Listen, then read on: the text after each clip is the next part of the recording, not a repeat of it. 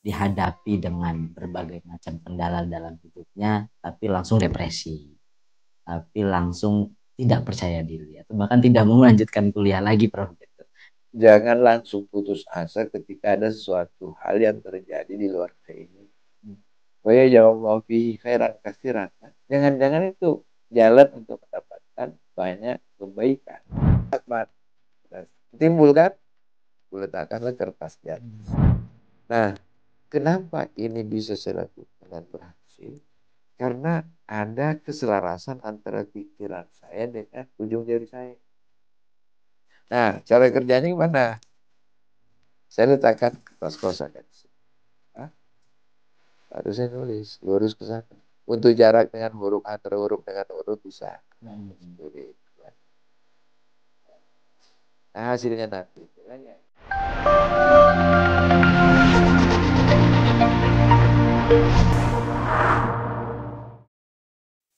Bismillahirrahmanirrahim. Selamat datang teman-teman di Haki Talk Hikmah.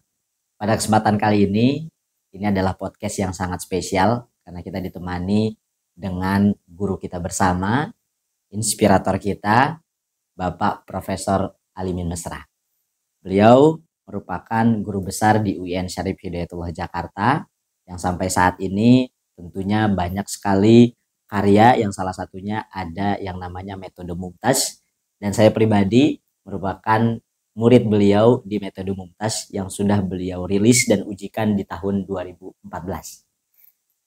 Pada kesempatan kali ini tentunya sebelum kita mulai ada sebuah pantun yang pernah beliau bawakan, bunyinya: pohon rindang di tepi hutan, buahnya matang menggoda mata.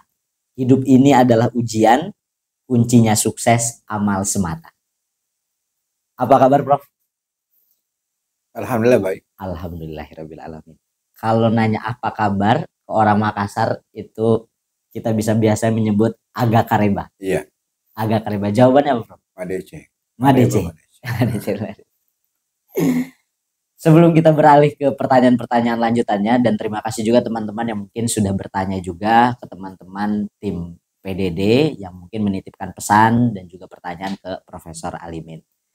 Pertanyaan pertama kita mungkin akan mengacu kepada peran seorang ibu.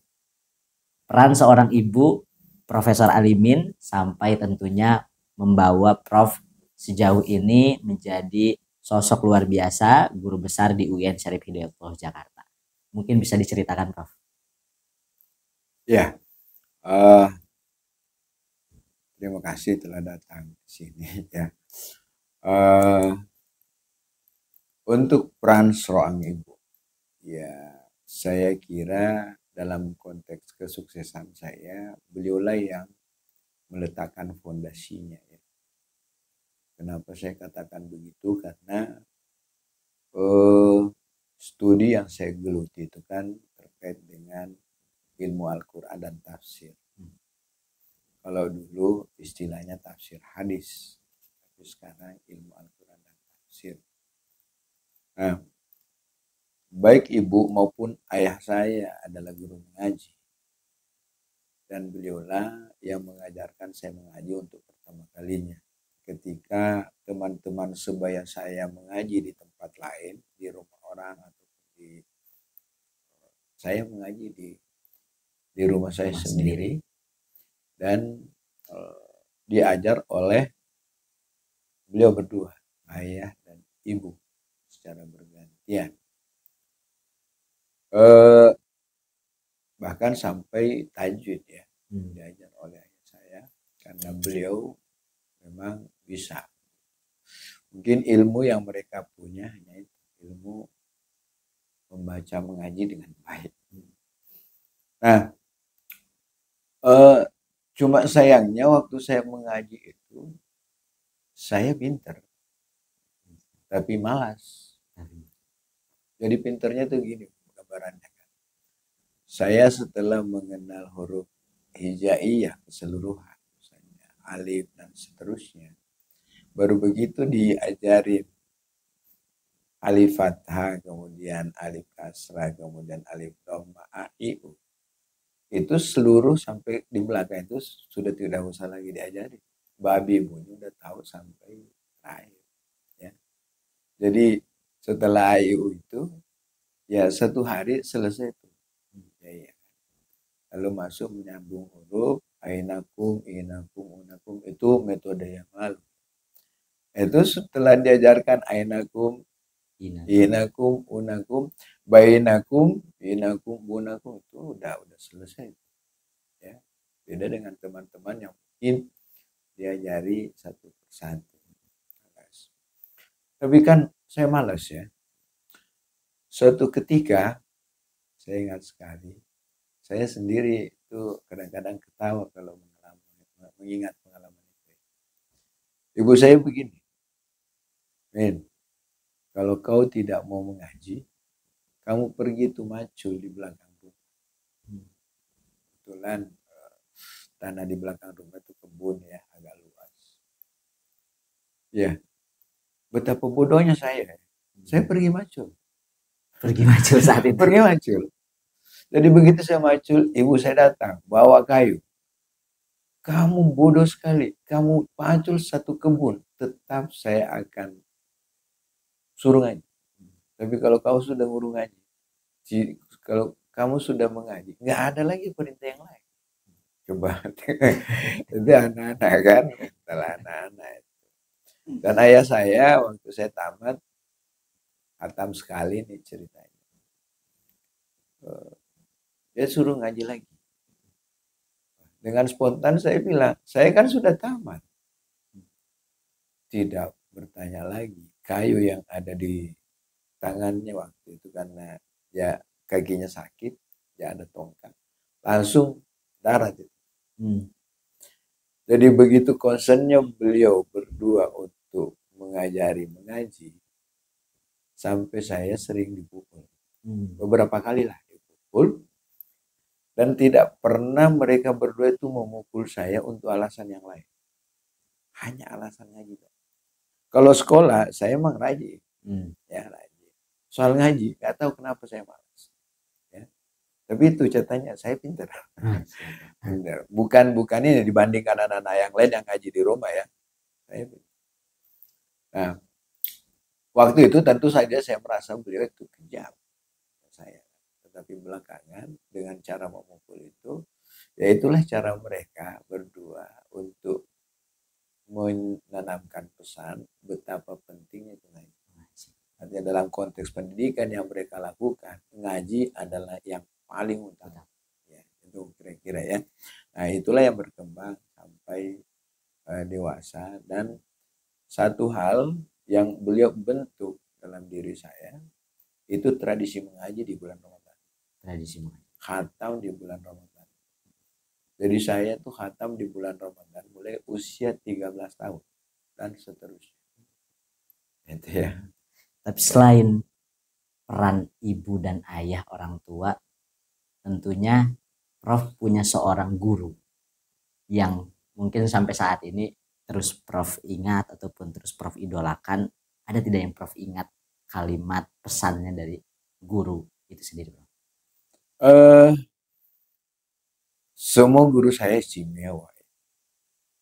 Dan saya alhamdulillah termasuk murid yang tidak pernah melupakan guru. Saya pernah mencoba menulis guru saya itu dari SD sampai kuliah di S3.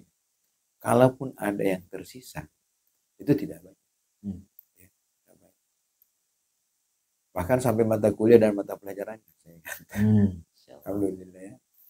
Nah, tapi kalau ditanya misalnya guru yang paling saya idolakan, kalau waktu saya di pondok pesantren ada guru saya namanya Kiai Jamaluddin Abdullah. Saya nggak tahu kenapa waktu saya diajari nahwu langsung ketemu aja gitu. Langsung senang gitu. Sampai-sampai kalau saya misalnya di kelas ada waktu kosong dan saya melihat beliau tidak mengajar ada di kantor, saya panggil beliau, Ustaz bisa diisi jurumiyah, kami kosong. Beliau datang. Dan begitu ikhlasnya beliau itu mengajar. Cuma yang kadang-kadang sebel itu adalah teman-teman saya yang tidak suka nahu. Ya. Nah, kalau pesan guru ya, ada guru saya namanya Ustaz Syekh. Pesannya bahwa kalau kalian tidak lagi belajar, sudah bukan lagi santri atau talib, ya kalian usahakan mengajar. Karena itulah caranya untuk mempertahankan ilmu dan mengembangkan ilmu. Selesai belajar, kamu mengajar. Dan alhamdulillah, saya begitu selesai S1 langsung pulang ke Pondok Ngabdi. Nah, dari situ kemudian saya ikut lagi studi pendidikan kader ulama S2, S3, dan seterusnya. Jadi tidak ada masa yang lewat begitu tidak dalam posisi mahasiswa atau santri, saya sebagai muallim. Profesor ini S1 di IAIN Alauddin Makassar. Iya, betul. S2 di UIN Syarif Hidayatullah Jakarta, termasuk S3 dan sekarang guru besar di UIN Syarif Hidayatullah Jakarta. Tentunya dari hal itu banyak yang mengenal, khususnya kita mahasiswa-mahasiswa UIN Syarif Hidayatullah Jakarta, di tulisan-tulisan Prof sendiri, khususnya yang terakhir orasi ilmiahnya yang berjudul Bersahabat dengan Takdir, kajian living Quran berbasis autoetnografi. Tentunya ini berbasis dari pengalaman Prof sendiri di tengah hal yang Prof alami gitu ya. Mungkin bisa diceritakan Prof terkait awal mula Prof mengalami keterbatasan ini Prof gitu, di tengah mengalami penyakit yang namanya retinitis pigmentosa Prof ya. Iya, retinitis pigmentosa. Retinitis pigmentosa. Ya namanya keren ya. Namanya. Ya. Sebenarnya begini. Kelainan ini ceritanya panjang. Kelainan pada mata saya itu sudah sejak kecil. Dan itu udah terasa meskipun tidak begitu mengganggu aktivitas ya. Kelas 2 SD saya ingat sekali saya sakit kira-kira 1,5 bulan.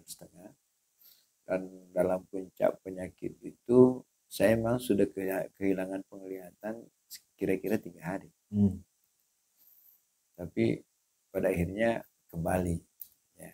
Tapi sejak itu saya kehilangan penglihatan kalau malam hari. Jadi mungkin itulah yang disebut dengan rabun senja. Ya. Tapi itu ada hikmahnya juga. Karena saya akhirnya tidak banyak keluar malam. Karena tidak keluar malam, saya punya lebih banyak waktu untuk mengulang pelajaran di rumah. Dan itu berlangsung terus tanpa dipedulikan, seolah-olah tidak terjadi apa-apa. Nah, kesadaran itu muncul ketika tahun 2005 kira-kira saya butuh determinasi untuk menulis disertasi waktu itu, termasuk membaca referensi, tapi kok ada masalah di mata, kayaknya capek cepat ya. Lalu saya periksakan ke dokter. Nah, pada saat itu dokter yang memeriksa saya tidak yakin bahwa ini retinitis pigmentosa. Saya hanya dirujuk kepada salah satu dari 2 rumah sakit itu AINI ataupun E-Center. Jakarta E-Center. Akhirnya saya datang ke Jakarta E-Center dan dokter senior yang memeriksakan saya itu setelah memeriksa dengan alat canggih, dia benarkan bahwa ini adalah retinitis pigmentosa. Jadi lalu saya bertanya obatnya apa, kemudian treatmentnya apa. Nah, di luar dugaan saya, beliau mengatakan sayangnya tidak ada medical treatment untuk mengatasi penyakit ini. Dan untuk menyembuhkan sama sekali mungkin hanya menghambat progresivitasnya. Jadi retinitis pigmentosa itu sebuah kelainan pada retina, ya, terjadi disfungsi sehingga terjadi perburukan penglihatan secara progresif dari hari ke hari semakin buruk. Dan bahkan beliau mengatakan bahwa saya itu delegasi dokter mata dari Indonesia untuk pertemuan internasional.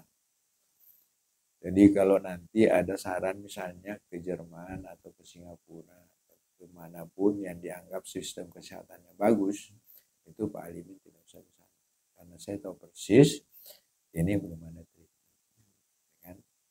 Nah, saya kemudian datangi beberapa dokter untuk berharap ada second opinion. Ternyata tidak, semuanya mengatakan sebenarnya tidak banyak keterangan yang diberikan oleh dokter, tapi waktu itu kan saya masih bisa searching di internet ya. Searching di internet retinitis pigmentosa itu apa, saya baca artikel, baik artikel akademisnya maupun tulisan-tulisan berupa testimoni dari para pengidap. Ya, ciri-cirinya disebutkan sama.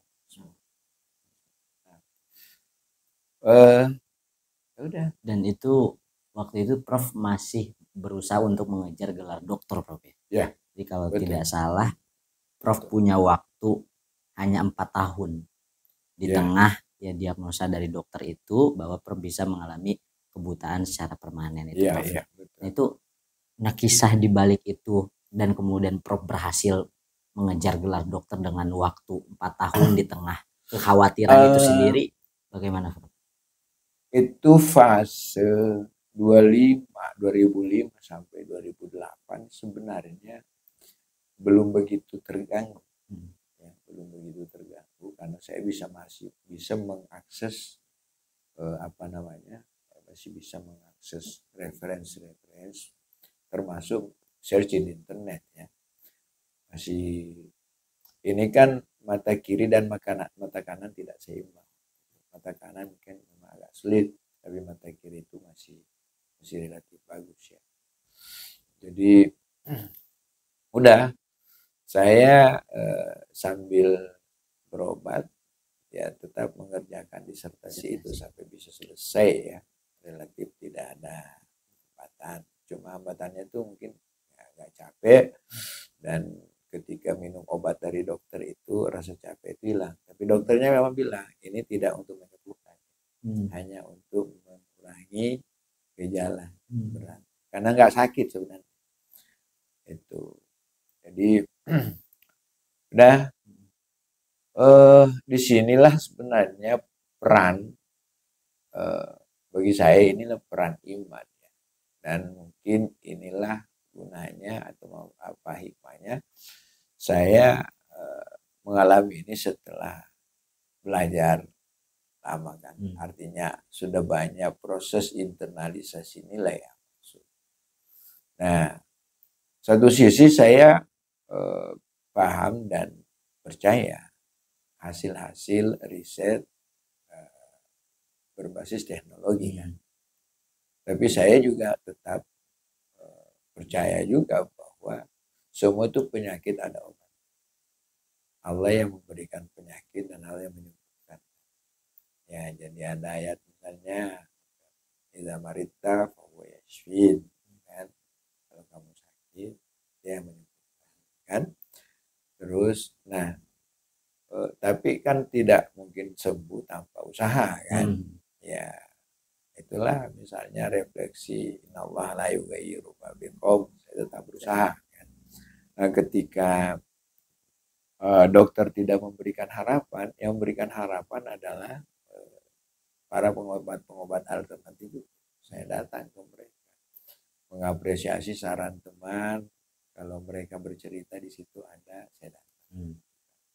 Nah, kan ya, jadi saya itu berseloroh bahwa antara dokter dengan pengobatan alternatif itu beda. Bedanya di mana? Kalau dokter tahu nama penyakitnya tapi katanya nggak punya obat. Nah, pengobatan alternatif ini mereka nggak menyebut nama, tapi obatnya banyak. Obatnya banyak. Macam-macam. Bahkan saya pernah itu disuruh minum Pekatul. Pekatul diseduh dengan air panas, minum kan 3 kali sehari. Nah yang saya tahu itu bekatul itu kan makanan ayam atau itik ya. Terus pernah juga apel hijau campur tempe mentah dan tomat mentah itu di jus. Oh, rasanya aneh gitu ya. Rasanya Dan nggak pernah terbayangkan itu. tapi saya yakin bahwa ini bukan mematikan, bukan racun. Ya, Dan makan. katanya pernah tertipu dengan obat yang diiklankan di TV juga, Bro. Pernah. Jadi saya tidak usah menyebut namanya ya karena khawatir digugat ya. Tapi di TV. Jadi saya datang karena di TV itu katanya pendaftarannya ya 50.000 dan itu terjangkau. Dan begitu datang, wah, jadi mereka tuh membangun harapan begitu. Langsung dia bilang 30 hari ke depan kita akan mulai melihat hal yang sangat luar biasa. Jadi begitu harapan saya meningkatkan dan rasa ingin sembuh itu ya. kan. Terus saya tanya, obatnya apa? Diberikanlah pilihan 2 paket. Paket ini harganya segini, paket ini harganya segini. Apa bedanya? Kalau ini harus dengan pantangan, kalau ini tanpa pantangan. Nah, saya pikir biar pengobatan ini lancar dan berhasil, saya pilih yang mahal. Oke. Nah, setelah itu obatnya nggak langsung dikasih. Nanti diantar 2 hari lagi. 2 hari diantar obatnya. Ada banyak kapsul itu. Dan kapsul itu saya tidak tahu isinya. Tapi ada obat tetes. Obat tetes itu sepertinya saya kenal. Dan begitu saya perbandingkan, wah ini obat betul, obat tetes yang harganya 18.000. Padahal saya waktu itu membayar tuh berapa juta. Saya ingat, pokoknya jutaan tuh angka depannya besar itu. Ya Allah dan saya. Nah ini indikator kayaknya penipuan juga ini akal-akalan kan. Nah mungkin itu juga saya tidak ada obat yang cocok itu karena rasionalitas saya mungkin terlalu ke depan dalam soal itu ya, kurang percaya jadi gak ada obat yang benar. Pada akhirnya obat alternatif itu tidak yang berefek. Tapi saya tidak mengatakan bahwa mereka itu bohong juga. Artinya saya hanya mengatakan bahwa mereka itu kan punya gala ya. Penyakit saya mungkin terlalu tinggi sehingga tidak dijangkau. Jadi pengalaman orang ketika ke situ mereka sembuh. Saya enggak. Karena gitu penyakit saya mungkin tidak dijangkau mereka. Dan di tengah pengobatan itu Prof kan berharap sebelum kebutaan itu terjadi ingin naik haji terlebih dahulu, Prof. Dan kalau tidak salah di 2016 itu Prof sempat umroh dulu, Prof. Iya. Jadi fase berikutnya itu setelah 2014. Nah, saya terganggu dengan satu hal. Tradisi saya mengaji di bulan Ramadan itu mulai dari 83 itu tadi. Itu tahun 2015 saya tidak bisa lakukan. Karena memang daya penglihatan saya sudah hilang. Jadi degradasibility-nya sudah luar biasa. Jadi saya sudah kehilangan kemampuan untuk membaca apalagi menulis. Harapan itu sudah banyak hilang. Termasuk harapan-harapan akademik. Terutama misalnya untuk menjadi profesor. Bisa dibilang kalau petarung saya sudah lempar handuk. Ya. Nah, karena tidak bisa mengaji lagi, ini sepertinya terjadi despiritualisasi. Bulan Ramadan itu rasanya hambar itu. Mungkin gitulah sebuah tradisi baik ketika hilang agak mengganggu. Akhirnya satu-satunya harapan yang tersisa pada saat itu semoga saya bisa naik haji sebelum betul-betul tidak bisa melihat. Saya intip lah waiting list saya naik haji itu ternyata masih terlalu jauh tahun 2022. Itu baru tahun 2005 akhir. akhirnya saya putuskan untuk umrah. Ya, setidaknya saya bisa melihat Ka'bah dengan pandangan yang tersisa. Dan mungkin ini juga adalah maksimalisasi usaha. Ketika usaha fisik itu tidak berhasil, ya mudah-mudahan usaha non fisik, misalnya berdoa di tempat mustajab itu bisa. Ya kan? Tidak naik, bisa melihat Ka'bah. Ya alhamdulillah lancar, dan saya betul bisa melihat Ka'bah meskipun tidak dalam bentuk kubus yang utuh. Karena penglihatan saya waktu itu memang sudah kayak lorong cahaya lurus ke depan. Jadi kalau melihat Ka'bah satu sisi itu pun tidak satu sisi utuh. Kalau pandang saya agak di tengah, nggak lihat pinggir atasnya. Ya, ya. Jangankan itu, saya kalau misalnya menghadiri seminar, ada panel di depan 3 orang, kalau saya lihat yang di tengah, kiri kanannya itu enggak. Kalau saya lihat pembicara yang paling kiri, ya duanya saya lihat kira-kira gitu. Dan betul, ya, saya berdoa di tempat mustajab. Ya. Cuma doa saya itu karena memang tanda bahwa akan terjadi kondisi tidak diinginkan itu terjadi. Saya doanya cukup realistis.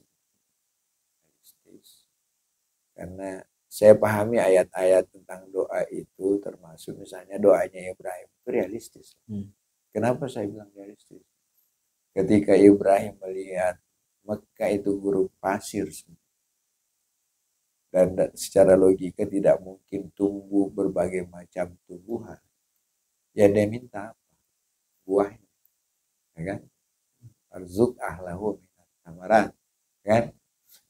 Karuniailah penduduk kota ini dengan buah. Bukan pohonnya yang dia minta, ya kan? Buah-buahnya dia minta, ya kan? Nah, ini realistis. Ya, seolah-olah Ibrahim katakan, saya nggak mau tahu Tuhan itu dari mana, pokoknya buahnya datangkan ke sini. Karena kalau pohonnya nggak realistis untuk tumbuh. Dan alhamdulillah, ya kan, Mekah sekarang kebanjiran buah. Entah pohonnya di mana kan?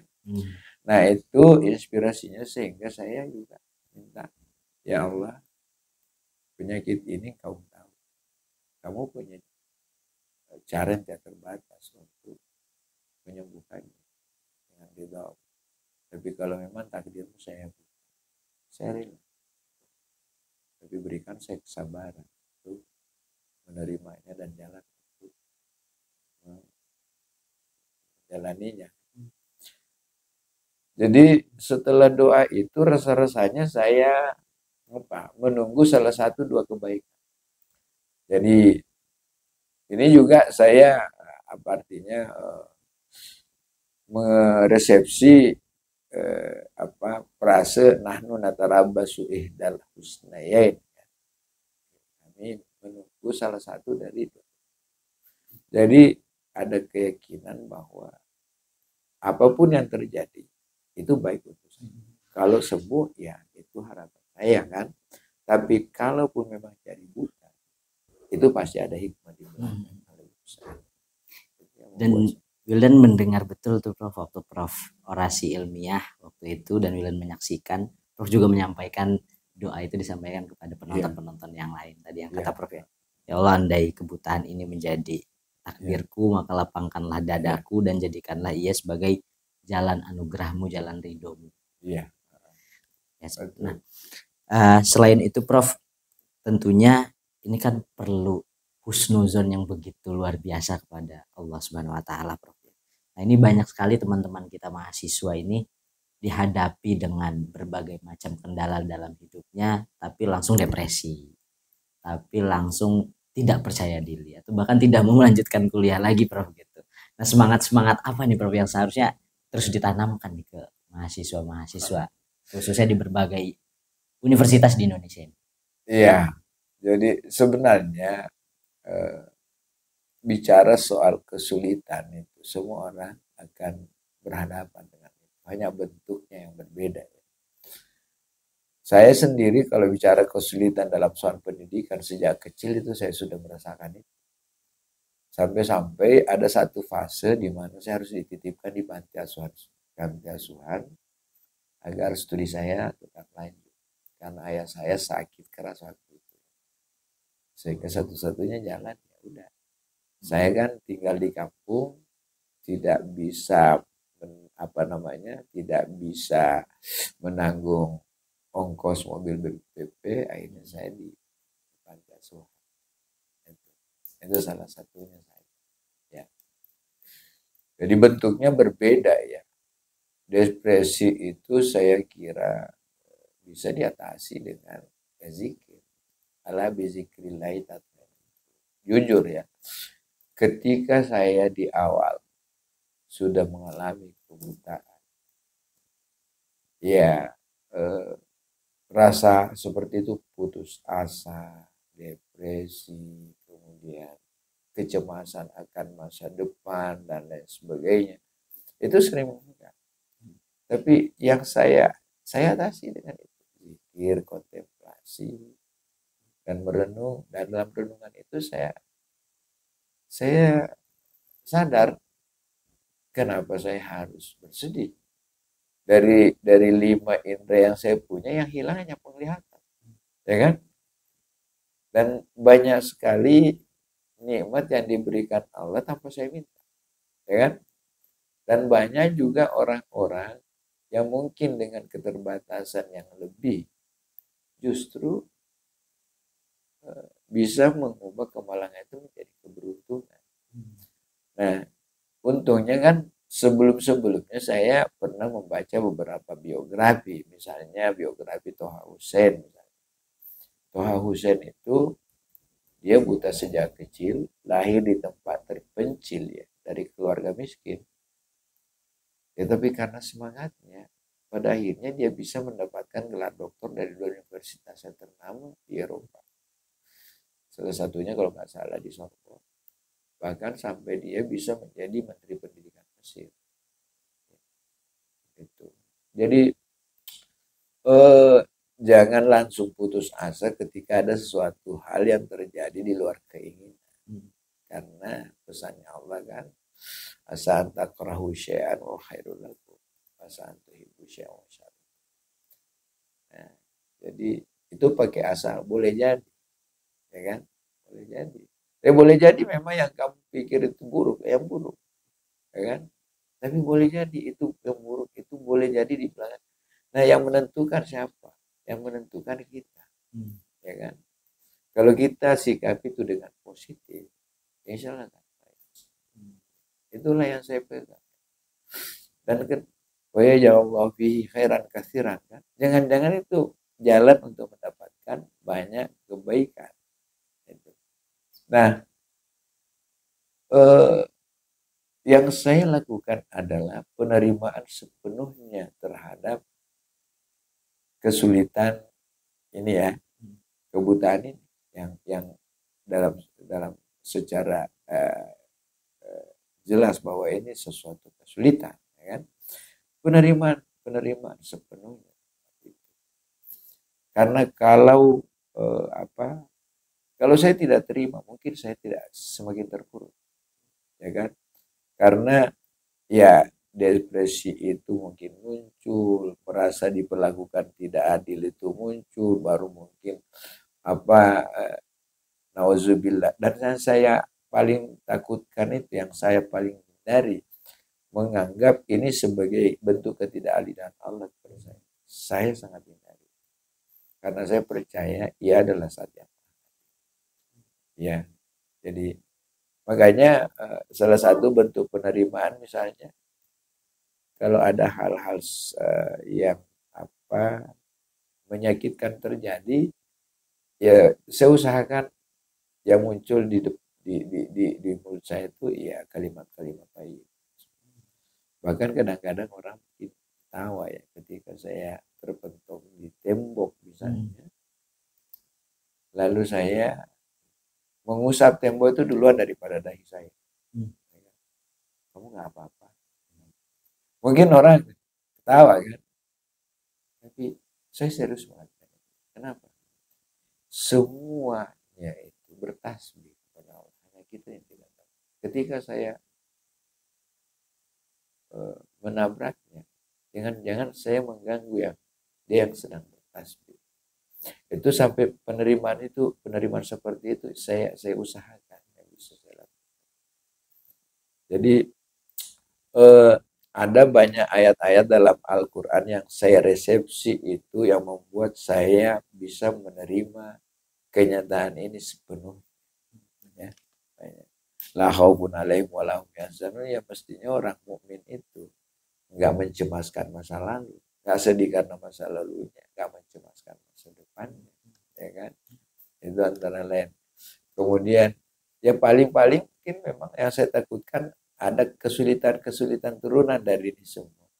Tapi bukankah orang bertakwa itu akan mendapatkan jalan keluar dari kesulitan-kesulitan yang dihadapi, ya kan? Bukankah orang bertakwa itu akan mendapatkan rezeki yang tidak disangka-sangka? Nah, kalau dibalik, kalau masalah dalam hidupmu bertumpuk, ya kan sebenarnya semestinya kamu periksa takwa, ya kan?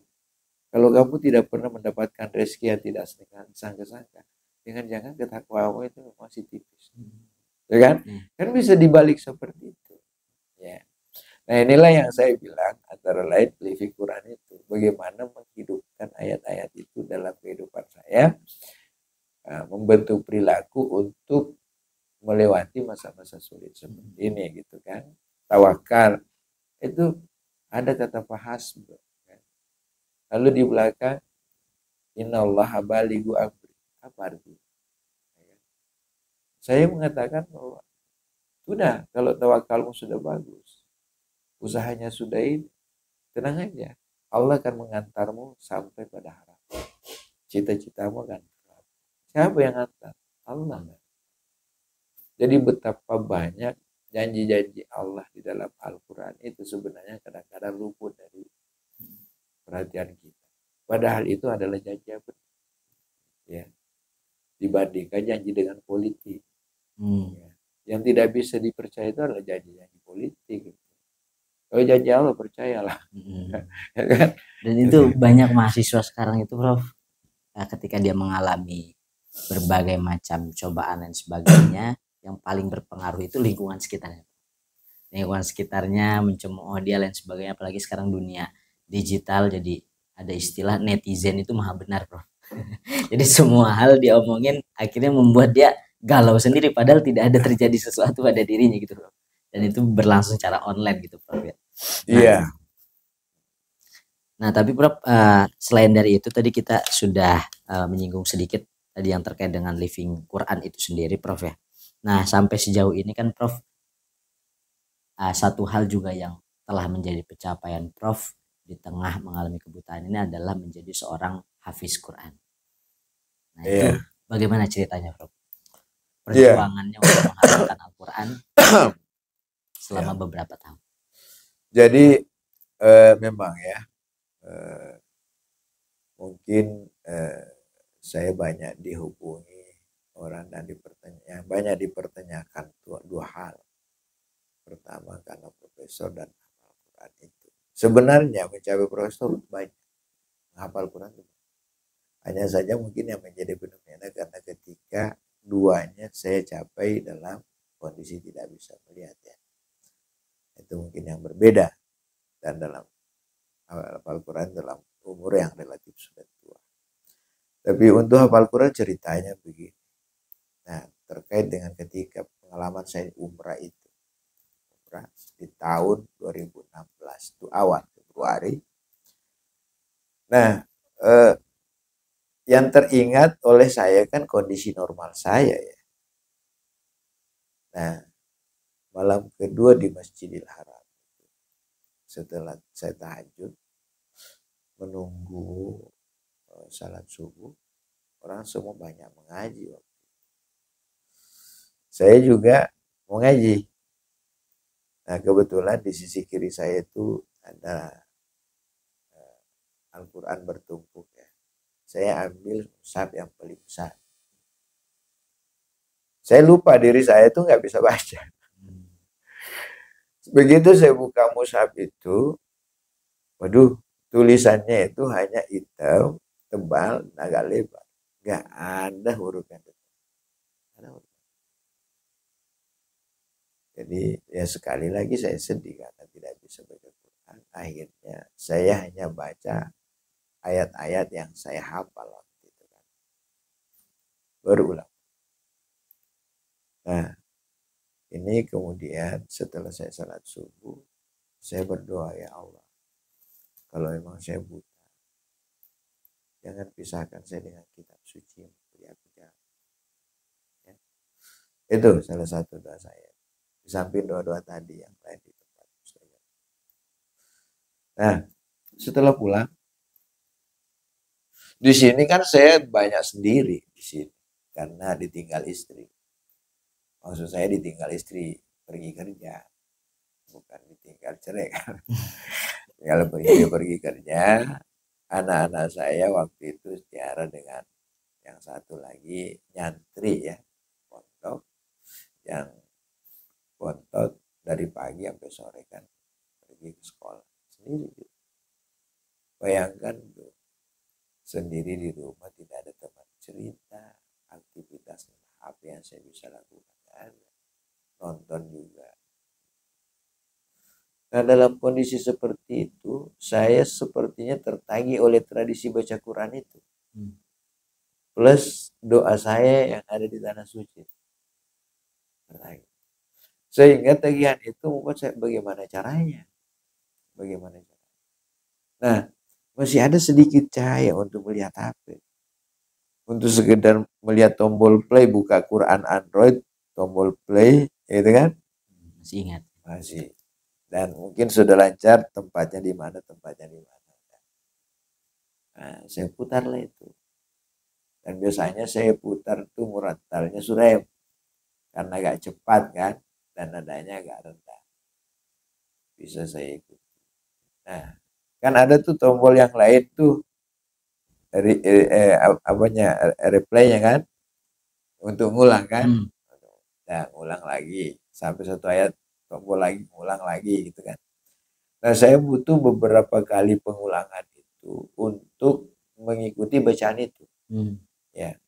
Nah, untungnya saya kan punya kemampuan sedikit bahasa Arab. Ya, sebagian besar itu tahu artinya. Jadi itu yang membantu saya untuk mengikuti lafaz-lafaz itu secara sempurna kan. Nah, begitu saya ulangi kira-kira sampai 10 kali, saya bisa ngikutin.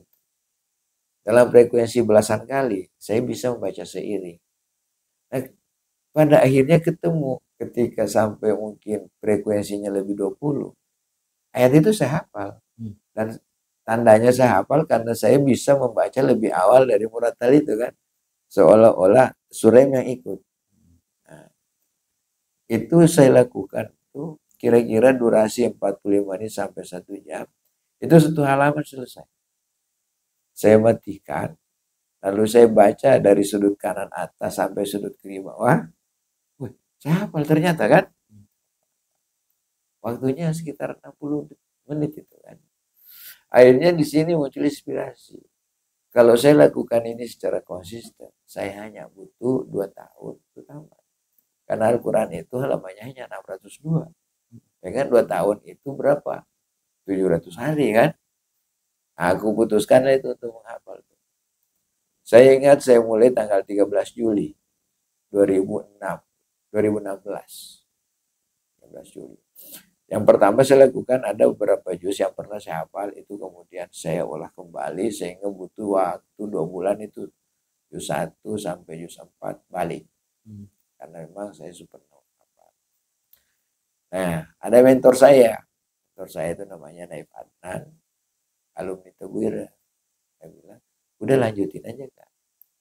Nah, karena saya memang mengantisipasi supaya saya tidak kehilangan kesempatan mengaji, akhirnya niat saya juga harus menghafal sebanyaknya ayat kan, karena ternyata nanti dalam waktu ke depan ini ketika betul-betul tidak bisa melihat ya, untuk mengaji kan harus dari hafalan itu kan.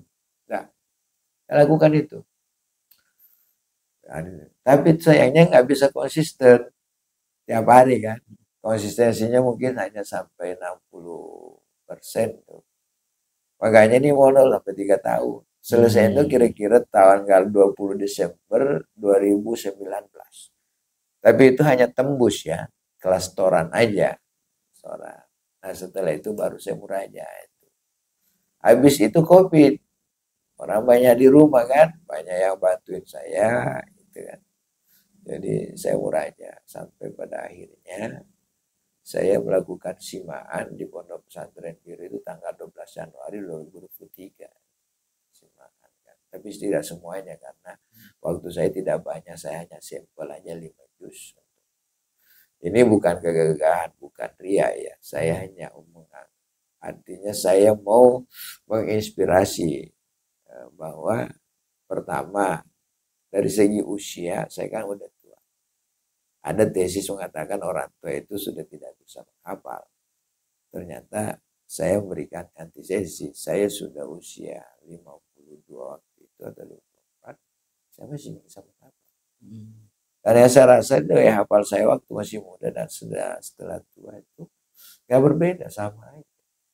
Jadi kesimpulan saya mungkin bukan daya hafal yang turun, tetapi fokus yang terbagi. Ketika orang sudah tua, fokusnya udah kerja. Ya, bercabang-cabang toh. Ada istrinya harus dinafkahi, ada anaknya harus dididik, kerjanya harus dan seterusnya. Sehingga itu daya hafal tidak. Waktu juga sudah sempit. Makanya selagi muda, anak-anak sekalian ya udah hafal ayat-ayat Al-Quran sebagainya. Sayang waktu. Jadi butuh waktu 3 tahun, Prof. Itu tembus ya. Itu tembus. Tapi untuk mempelajari khusus ini juga pelancarannya belum selesai, dan itu menghafal Al-Quran itu pertanggungjawabannya itu lah ya, karena ini adalah pekerjaan yang tidak ada habis. Luar biasa, 3 tahun teman-teman menghafal Al-Quran, dan pastinya kita tentunya bisa juga untuk menghafal Al-Quran sampai khatam ya Prof. Dan itu ya pendengaran, Dan hanya lewat pendengaran. Nah Prof, tadi juga ada yang menitipkan pesan kalau seandainya Prof merekomendasikan kita sebagai mahasiswa ini satu buku, Prof. Kira-kira Prof akan merekomendasikan buku apa, Prof, untuk mahasiswa ini? Saya spesifik ya. Ada buku judulnya Logika. Logika. Penulisnya itu Mundiri. Bagi mahasiswa baru, baca buku itu. Mundiri. Nah, Dr. Andus Mundiri. Nah, buku itu sebenarnya kalau di pesantren ilmu mantik. Ya, ilmu mantik. Tapi hati-hati bacanya, jangan ilmu montok ya. Ilmu mantik. Ya, buku itu akan memberikan apa? Kenapa saya rekomendasikan? Karena buku ini akan memberikan ilmu untuk berlatih berpikir dengan benar dan sistematis. Ya. Orang sebenarnya lahir dengan logika, tapi itu namanya logika natural. Nah, kalau Anda menjadi akademisi, ya Anda harus mengembangkan logika natural itu menjadi logika saintifik. Nah, ilmu mantik itu atau logika itulah yang perlu kita cara mendivisikan sesuatu, cara menarik kesimpulan, cara ya. Sehingga dengan buku itu kita membangun cara berpikir yang benar. Ya. Orang yang punya cara berpikir yang benar, itu dia akan bisa mengembangkan sesuatu. Belajar satu, tahu dua atau tiga. Ya.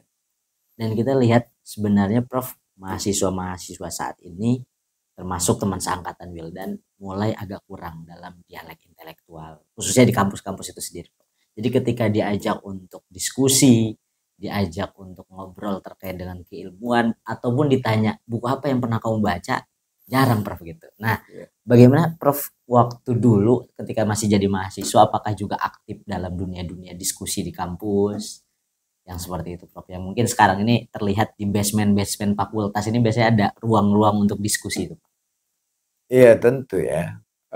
Waktu kami jadi mahasiswa, apalagi di Makassar, tahun 90-an, itu resources atau reference tidak semelimpah sekarang.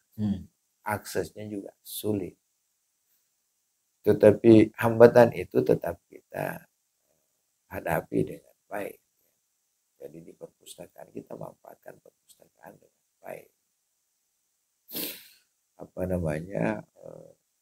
Diskusi-diskusi itu ada di organisasi-organisasi seperti organisasi ekstra di PMI misalnya, ada kegiatan-kegiatan itu. Kemudian prodi-prodi itu juga biasanya melakukan kajian ilmiah. Kalau kami dulu di sastra Arab ada meeting untuk latihan bahasa ya dan seterusnya. Kami memanfaatkan itu semaksimal yang kami bisa. Dan pada akhirnya saya berkata bahwa yang paling menentukan itu adalah usaha individual seorang untuk melakukan capacity building. Dan pada saat S1 itu adalah kesempatan 4 tahun. Anak-anak sekarang sebenarnya bukan sedikit membaca. Anak-anak sekarang tuh banyak membaca. Tapi bacaannya itu WA. Bacaan WA. Ya kan? Hal-hal yang tidak memberikan pengaruh signifikan terhadap peningkatan disiplin ilmu yang mereka bina. Itu sayangnya. Padahal seandainya literasi digital itu dimanfaatkan dengan baik untuk pengembangan atau penguasaan disiplin ilmu yang mereka bangun, itu luar biasa. Karena Anda sekarang tinggal di Jakarta misalnya, bisa mengakses perpustakaan di mana-mana. Tidak ada artikel yang tertutup. Itu bisa, ya kan? Organisasi-organisasi, ya di mana-mana ada kajian apa segala macam. Ya. Tapi begitulah memang. Mahasiswa itu ya punya peringkat-peringkat. Ya tidak semua mahasiswa itu memiliki kepedulian terhadap tugasnya sendiri. Ada juga Prof yang mempertanyakan bahwasanya kalau kita dihadapkan dengan pilihan apakah kita harus menjadi sosok yang multidisipliner, mengetahui berbagai macam cabang jurusan ataupun pengetahuan itu apakah bagus juga, atau kita udah fokus dulu dengan jurusan kita, bahkan kita mungkin bisa jadi ahli di bidang. Ada yang sepakat dengan hal itu, ada juga yang sepakat kayaknya kita harus multidisipliner deh, apalagi di era saat ini yang memang banyak sekali jurusan setelah kita lulus kita tidak sesuai dengan pekerjaannya nanti gitu. Nah itu bagaimana Bro? Pertanyaan-pertanyaan seperti itu. Iya, pertama bahwa kalau saya expertnya di satu bidang, tapi bukan berarti bahwa hanya belajar satu disiplin. Karena ketika Anda belajar hanya satu disiplin misalnya, itu biasanya nggak bisa bunyi karena tidak bisa dikaitkan dengan apapun. Contoh, anak hukum keluarga misalnya. Ya materi hukum keluarga itu dia kuasai, tetapi dia harus punya perspektif-perspektif, ya kan? Ada perspektif gendernya, dia punya perspektif sosial, paradigma ini dan paradigma itu, sehingga dia bisa mengembangkan ilmu itu dengan baik, kan? Nah, kemudian biasanya seperti yang Anda katakan itu kan kadang-kadang ada orang disiplinnya di sini tiba-tiba kerja di sini. Nah, sekolah itu kan sebenarnya bukan mengakumulasi pengetahuan semata, tetapi melatih diri untuk berpikir. Ya. Karena kemampuan berpikir itulah membuat seorang mampu mengadaptasi dirinya dengan kondisi yang ada, ya kan? Dengan kemampuan berpikir itulah sehingga dia bisa memanfaatkan peluang yang ada meskipun backgroundnya bukan di situ. Kenapa? Karena yang dia bina adalah pikirannya, bukan hanya akumulasi pengetahuan-pengetahuan berupa hafalan-hafalan ini dan itu kan, tapi kemampuan berpikir. Makanya jangan heran kalau misalnya anak IAIN jurusan bahasa dan sastra Arab. Dia sukses mengembangkan usaha. Kenapa? Karena yang dia latih pikirannya. Ya kan? Sayangnya tidak semua mahasiswa ketika dia berkuliah, pertama tidak semua mahasiswa kuliah belajar, tidak semua mahasiswa melatih pikirannya, ya kan? Itu sehingga pendaftaran demi pendaftaran dia ikuti tidak ada yang nyantol. Kenapa? Dia lupa melakukan capacity building sehingga dia tidak terbentuk menjadi apa-apa. Terkait dengan guru besar di bidang ilmu Al-Quran dan tafsir, Prof ya. Ya. Nah, itu prosesnya kalau tidak salah kemarin Wildan dengar cara Prof untuk meraih gelar guru besar pun menulis, kemudian itu di atas kertas yang dibagi lewat karet dan sebagainya itu, Prof. Oke, jadi gini. Saya itu tahun 2014 sampai 2019 tidak ada lagi, saya tidak berkarya. Karena saya bilang tadi bahwa harapan untuk menjadi guru besar itu bagaimana caranya? Saya tidak bisa membaca, nggak bisa menulis kan. Tapi Allah berkehendak lain. Dan disinilah dengan bersahabat dengan takdir itu tadi ya, mungkin salah satu jalan ke sana. Karena seolah-olah ini nyambung. Hafalan tembus 2019 Desember. Ingat 2000 akhir Desember itu kan COVID. Ya kan? COVID masuk. Terus pertengahan Maret 2020 ada PSBB kan, pembatasan social distancing. Ini kan mengubah perilaku sosial seluruh dunia. Kegiatan akademik semuanya berubah, beralih kan dari luring ke daring kan. Nah, saya itu waktu itu yang hampir tidak pernah mengikuti kegiatan akademik berupa seminar, pelatihan. Itu kan tiba-tiba kebanjiran undangan kan, seminar online gitu kan. Nah, saya itu ibarat pohon yang sudah mengering itu tertimpa hujan. Saya ikuti banyak seminar, jadi peserta, termasuk akademik kreatif. Nah, ini kemudian ia memantik naluri akademik saya untuk berkarya. Ya. Lalu pertanyaan kan, bagaimana mendapatkan tema dan bagaimana menuliskannya. Nah, kebetulan kan saya itu disiplinnya tafsir. Nah, saya sudah hafal nih ayat-ayat Al-Quran. Artinya dari segi akademis ini sangat mengupgrade kan. Saya hafal big datanya, ya kan? Dan dulu saya pernah belajar beberapa pendekatan, misalnya pendekatan gender, pendekatan ini dan pendekatan itu. Nah, lalu itulah kemudian ayat-ayat itu secara tematik, kadang saya tabrakin dengan realitas sosial, tabrakin dengan realitas hukum, tabrakin dengan pendekatan paradigma gender, perspektif gender, dan seterusnya. Nah, lalu saya bergabung dengan satu komunitas. Saya sebut itu RISE, Research and Academic Writing Institute.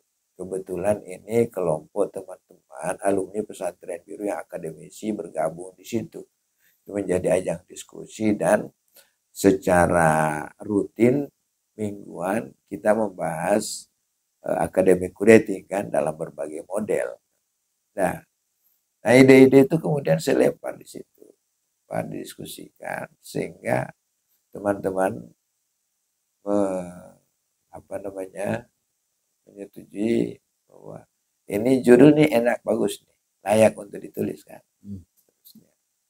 Kita bicarakan perspektifnya apa, teorinya apa yang digunakan dan seterusnya, sehingga itulah. Wah, kalau ini jadi, ini bisa masuk Scopus nih, gitu kan.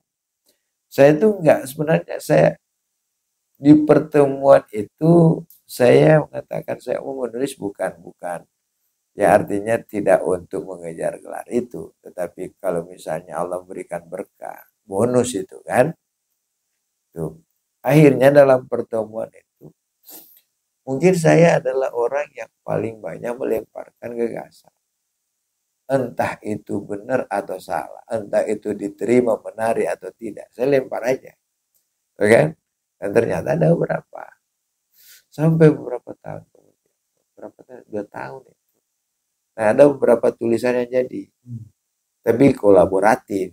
Gagasannya, idenya saya, kemudian saya tulis alurnya. Kira-kira keinginan saya begini, ada data-datanya seperti ini dan seterusnya. Itulah kemudian yang di finishing sama teman-teman. Sampai terbit beberapa tulisan saya di jurnal selama masa COVID itu. Salah satu diantaranya terbit di jurnal HTS itu di Afrika dan itu Q1. Ya. Judulnya itu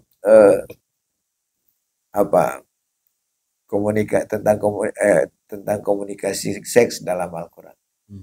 Ya. Digunakan pendekatan medan semantiknya Isuzu. Ya. Jadi itu terbit di sana. Nah, gak lama kemudian tiba-tiba ada edaran bahwa semua ASN termasuk dosen harus melakukan perhitungan PAK, nah, kan, angka kredit, dan itu ada yang pengajuan atau pengakuan.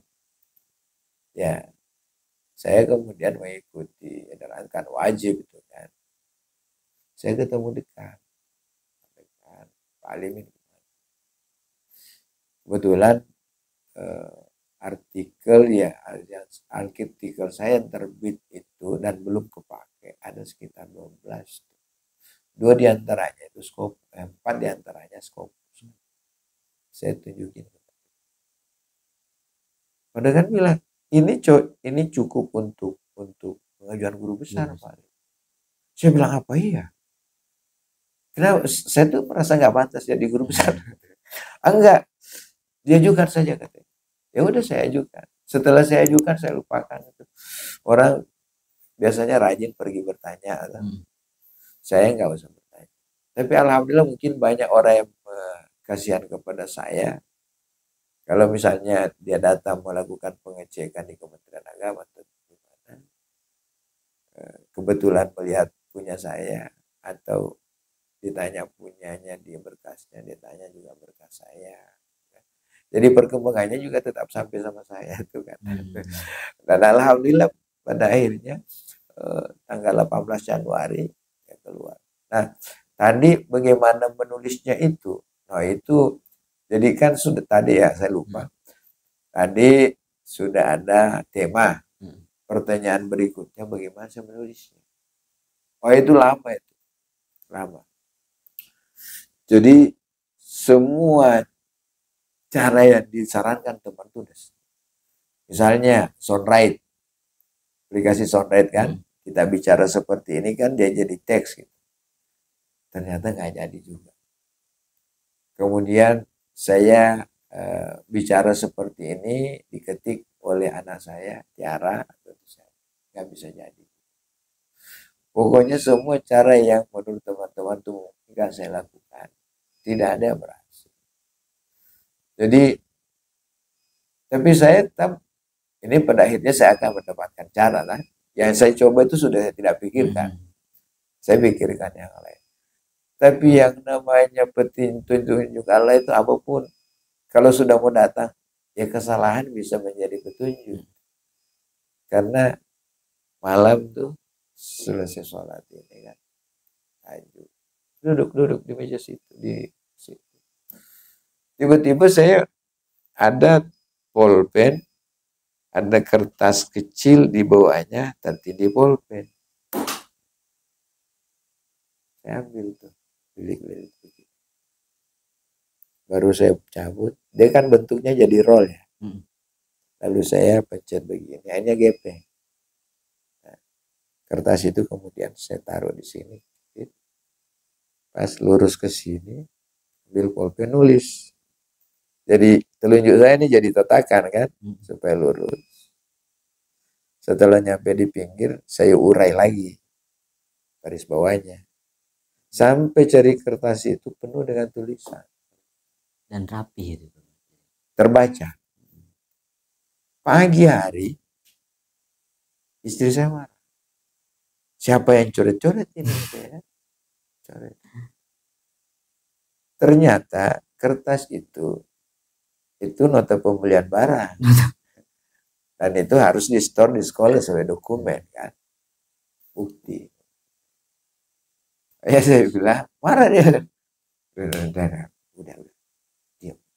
Coba baca. Dia baca kan? Dia baca. Itu sebenarnya nggak ada makna apa-apa dari tulisannya itu. Orang galau yang tulis itu. Dia bisa baca. Nah karena dia bisa baca, itu yang munculkan ide dalam pikiran saya. Apa yang harus saya lakukan? Ya kan? Ya, akhirnya saya peluk dia. Udah, jangan marah. Ini kesalahan kecil ini akan saya tebus dengan sesuatu yang besar kan. Dan itu tidak paham apa maksud saya. Langsung saya cari kertas yang agak keras tuh. Ya kan?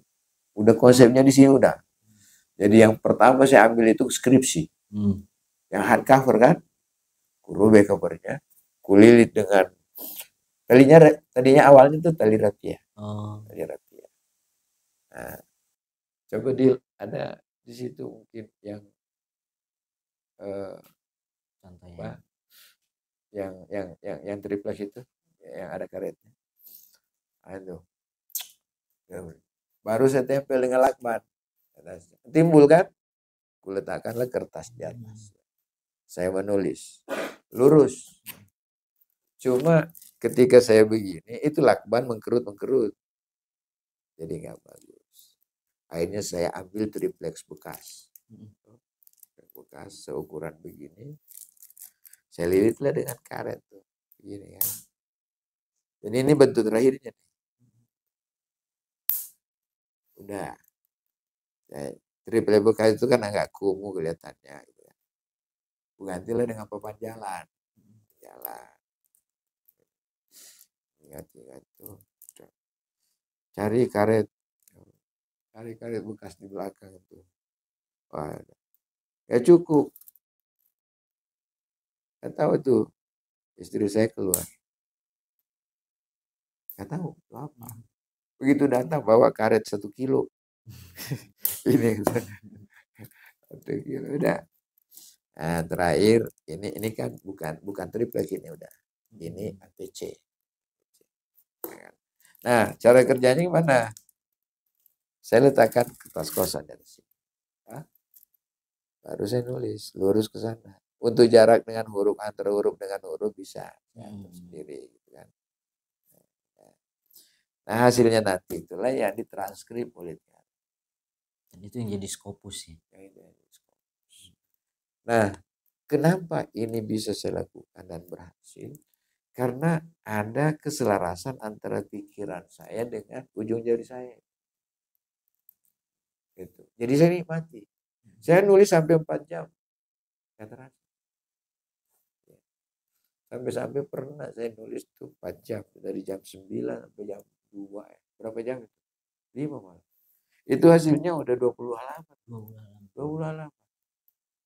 Itu. Dan tidak ada coret-coret. Dan semuanya full dari pikiran tanpa ada bacaan referensi. Nah, besok paginya tuh, itu waktu itu saya nulis tentang case saya. Jadi judulnya itu Ande Gurupta Junaid Sulaiman. Hijrah politik lagi Junaid Sulaiman. Dari fundamental ke moderat. Konsepnya jadi. Besok paginya saya serahkan ke Tiara. Ketik. Tiara bilang, apa yang mau diketik ya? Ini kan kertas kosong. Saya tuh sempat curiga loh, jangan-jangan guru saya ini nggak ridho saya tulis, ya kan? Ya periksa-periksanya berbekas-berbekas. Ternyata problemnya itu pulpen yang saya pakai nggak nyata, nggak ada tintanya. 20 halaman, tragedi itu. Dan itu Sebelnya minta ampun tapi ketawa juga. Gitu. 4 jam lebih lagi. Iya. Nah yang kayak gitu kan ditulis ulang kan belum tentu semut itu kan. Ya Allah. Jadi memang, tapi nggak apa-apa. Karena satu teks itu kadang-kadang saya nulis sampai 5 kali. Setiap kali saya nulis. Percaya nggak? Yang namanya naskah apa pidato guru besar itu. Saya tulis 8 kali naskahnya. 8 kali. 8 kali naskah. Saya tulis masih terlalu panjang, tulis lagi masih panjangan. 8 kali baru seperti itu ya semua. Dan tidak persis sama karena sulit juga menghafal teks kayak gitu. Nah, jadi itulah mungkin cerita-ceritanya ya. Dan luar biasa sampai saat ini menjadi sosok guru besar di UIN Syarif Hidayatullah Jakarta. Iya, guru besar anugerah. Tapi itulah pada akhirnya saya berkesimpulan bahwa itu inilah bukti, salah satu bukti nyata dari ayat Al-Quran. Mayaftahillahu linnasi min rahmatin fala mumsika. Jadi rahmat apa yang telah dibuka oleh Allah untuk seorang hamba tidak akan ada yang bisa. Karenanya yang guru besar itu sudah dibuka Allah untuk saya mulus, nggak ada hambatan sama sekali. Orang kadang-kadang ada yang kurang, ada yang ini terus kayak nggak ada. Dan itu alhamdulillah 18 Januari itu saya terima SK saya langsung dari Pak Menteri Agama. Satu-satunya profesor yang mendapatkan secara simbolis. Yang lain. Begitu teman-teman, Profesor Alimin Mesra MAG. Terima kasih teman-teman yang sudah menyaksikan. Terima kasih Prof sebelumnya. Baik. Cocok sekali untuk podcast kali ini. Banyak sekali ataupun bisa kita beri judul Bersahabat dengan Takdir. Terima kasih teman-teman. Terima kasih juga yang sudah menyaksikan dan juga meluangkan waktunya untuk menonton sampai akhir podcast kali ini. Sampai jumpa kembali.